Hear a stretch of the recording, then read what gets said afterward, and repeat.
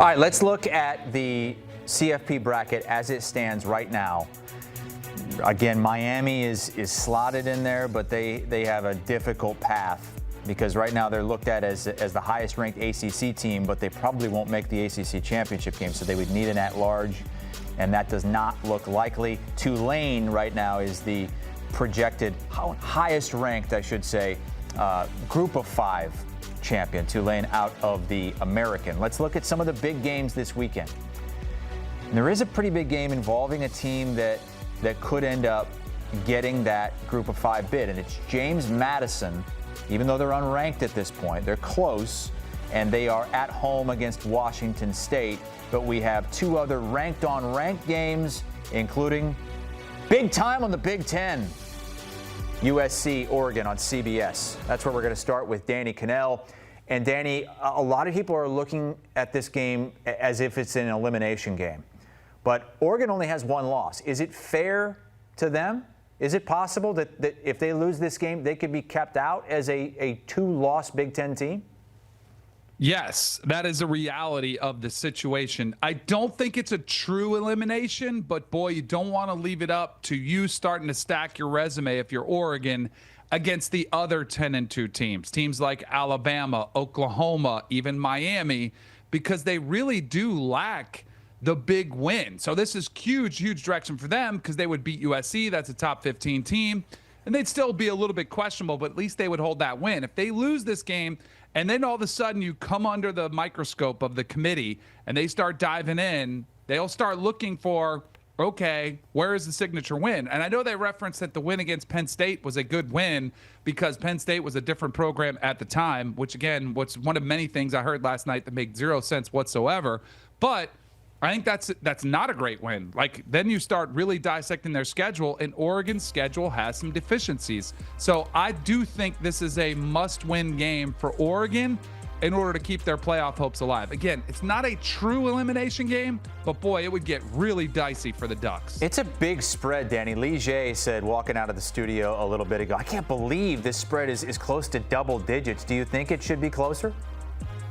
If USC was fully healthy, that's the thing a lot of people are keeping eyes on is USC's injury reports. They've got several on the team. We already know about the issues they've had at running back, but they're starting to creep up all over the board.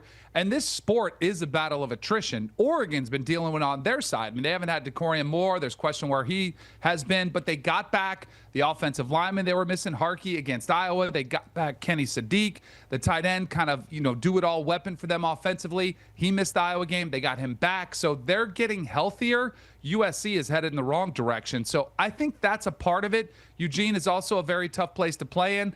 And USC has not been great on the road this season. They've been much better at home than they have been on the road.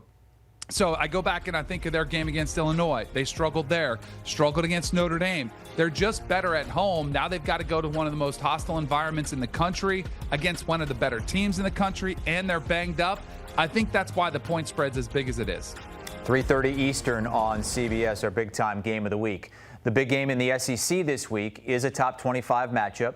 Missouri at Oklahoma. The Sooners appear to control their own fate now in that top 8. If they win out, they should be in the college football playoff. But they're facing a Missouri team that might get Bo Pribula back at quarterback. He's missed the last 2 with a leg injury. Do they need him to win this game in Norman?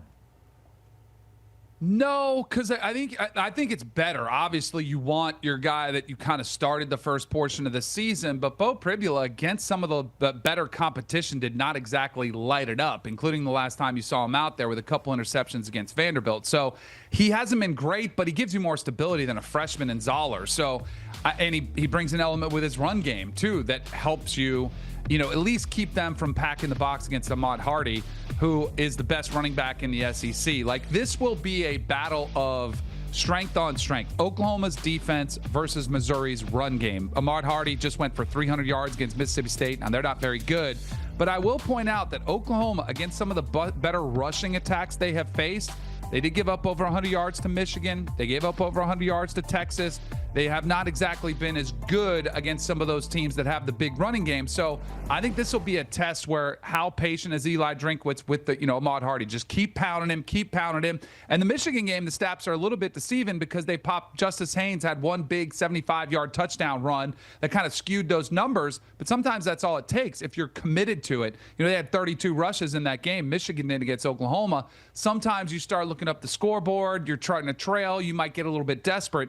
They have to stay committed to the run and really test this Oklahoma defense, which is awesome. We just saw what they did on the road against Alabama. You cannot turn the ball over the way they did. So I think it's going to be a really fun game. And the flip side, the reason I think this gets a little bit dicey for Oklahoma, their offense has not been lights out. Like, their offense was not great against Alabama, where they got outgained. They got doubled up. Alabama had twice the amount of total yardage. And John Mateer, I do think the difference is he's played the role of game manager better. He's taking care of the football. And I think some of those coaches pulled him aside and said, look, I know you like to make the big plays. I like to know you go big play hunting, but let's just make sure we don't screw this up. Let's make sure we don't make a mistake. It is okay to get back to the line of scrimmage and just take a no loss. It's okay to throw the football away. It's okay to take a sack, which John Mateer, the competitor he always wants to try to make that play. He's done a better job. That's the way I think you could see a potential, upset in the making is Mateer struggles and, makes a couple turnovers. That'll put Oklahoma in a dangerous spot for sure. There are teams like Oklahoma where it might benefit you to miss out on a conference championship game, SEC teams, maybe some Big Ten teams. That's not the case in the ACC. I mean, you got to get there. You got to win it. You got to get that automatic bid. Pittsburgh and Georgia Tech in that situation this weekend. 2 of 4 teams right now with 1 loss atop those standings. This is in Atlanta, but Vegas is pretty much calling this a toss-up despite how Pitt looked last week against Notre Dame. Do you see it that way? Yes, and it's because of Georgia Tech's defense. They are a sieve. They have not been able to stop anybody, including Boston College last week, where they needed a late-game heroics from Haynes King yet again to come out on top of that one. And I actually thought Pitt's defense played pretty good against Notre Dame last week, but Georgia Tech's offense, that's what concerns me. If Georgia Tech can't score as much as they have been on everybody else against Pitt, what can their defense do? The thing I'm keeping an eye on is Mason Heinchel, the true freshman quarterback for Pitt. He was rattled against Notre Dame. How does he back bounce confidence-wise on the road? It's going to be a crazy environment. Atlanta, that Georgia Tech knows what's at stake. That, to me, is going to be a big portion of this game is how does Mason Heinchel bounce back after his worst game and first loss of the season? Let's talk Group of 5 and James Madison with just the 1 loss, but there aren't the strong wins that teams in the American can get. They've got Washington State at home. They're a 2-touchdown favorite. What kind of style points are they going to need here down the stretch as you see them 4-1 to be that Group of 5 representative? I think they need to match what North Texas did against James Madison, which was a big lopsided blowout. But in saying that, Washington State had Ole Miss in a game in the fourth quarter. They had Virginia in a game in the fourth quarter, in overtime. That game was wild. So I look at this game. I don't think it's going to be easy. But if you look at what North Texas did to Washington State, they blew them out. And that's where you could be comparing resumes.